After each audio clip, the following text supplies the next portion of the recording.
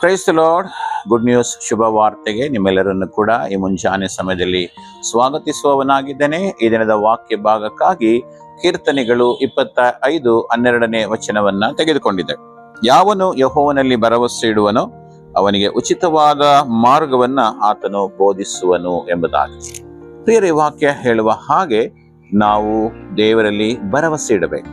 ಭರವಸೆ ಎಂಬುದಾಗಿ ನೋಡುವಾಗ ನಂಬಿಕೆ ಎಂಬುದಾಗಿ. ಹಾಗಾಗಿ ಪ್ರಿಯರೇ, ನಾವು ದೇವರಲ್ಲಿ ನಂಬಿಕೆ ಇಡುವಾಗ ದೇವರ ವಾಕ್ಯ ಹೇಳ್ತದೆ ಆತನಿಗೆ ಉಚಿತವಾದ ಮಾರ್ಗವನ್ನ ಬೋಧಿಸ್ತಾನೆ ಎಂಬುದಾಗಿ. ಅಂದ್ರೆ ನಾವು ಯಾವ ಮಾರ್ಗದಲ್ಲಿ ನಡಿಬೇಕು, ಹೇಗೆ ನಡಿಬೇಕು, ಏನನ್ನ ಮಾಡಬೇಕು, ಯಾವುದಕ್ಕೆ ನಾವು ಹೋದ್ರೆ ನಾವು ಯಶಸ್ವಿಗೊಳ್ತೇವೆ ಎಂಬುದಾಗಿ ದೇವರು ಉಚಿತವಾದಂಥ ಆಲೋಚನೆಗಳನ್ನ ನಮಗೆ ಕೊಟ್ಟು ದೇವರ ಮಕ್ಕಳನ್ನ ಮುಂದೆ ನಡೆಸುವವನಾಗಿದ್ದಾನೆ ಪ್ರಿಯರೇ. ಸೊ ಅದು ಯಾರಿಗೆ ಸಿಗುತ್ತೆ ಎಂಬುದಾಗಿ ನೋಡುವಾಗ ಯಾರು ದೇವರಲ್ಲಿ ನಂಬಿಕೆ ಇಟ್ಟು ಹೋಗ್ತಾರೋ ಅವರಿಗೆ. ನಾವು ನೋಡ್ತೇವೆ, ಮೋಶೆ ದೇವರಲ್ಲಿ ನಂಬಿಕೆ ಇಟ್ಟು ಹೋದನು. ಅದರ ಮೂಲಕವಾಗಿ ದೇವರು ಆತನಿಗೆ ಮಾರ್ಗವನ್ನು ತೋರಿಸಿದನು. ಐಗುಪ್ತ ದೇಶದಿಂದ ಹೊರಗೆ ಬರೋದಕ್ಕೆ ತಿಳಿಸಿದನು. ಕೆಂಪು ಸಮುದ್ರವನ್ನು ದಾಟುವುದಕ್ಕೆ 40 ವರ್ಷಗಳ ಕಾಲ ಮರುಭೂಮಿಯಲ್ಲಿ ಇಸ್ರಾಯೇಲರನ್ನ ನಡೆಸಿಕೊಂಡು ಹೋಗೋದಕ್ಕೆ ಎಲ್ಲ ಆಲೋಚನೆಗಳನ್ನ ಉಚಿತವಾಗಿ ಆತನು ಕೊಟ್ಟನೆಂಬುದಾಗಿ ನಾವು ನೋಡ್ತೇವೆ.